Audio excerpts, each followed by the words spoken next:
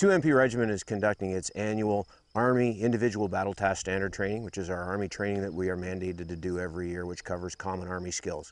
We're also taking care of our annual MP training, which covers use of force, immediate action, response deployment teams, and emergency medical responder training.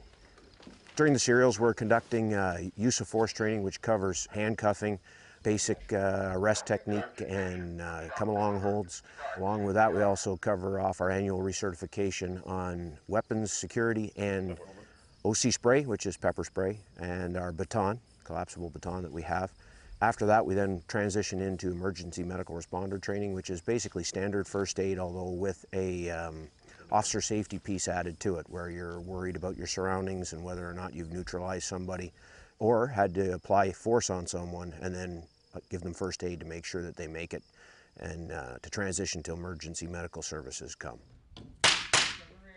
We call this the kill house because this is where we use live ammunition, but it's paint ammunition, which we call simunition.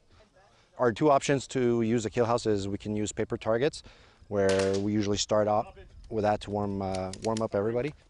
Open door right, open door right! But then we can replace the paper targets with actors who are using protective gear, and they are also armed, so we're trying to simulate a scenario where we would have somebody who would be armed in a building, and then we have innocent bystanders too, where we have to protect.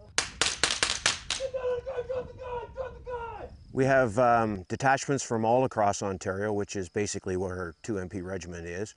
This was an attempt to make it easier on all of the detachments by bringing them into one place where we could provide all the instructors and the equipment required at one fell swoop.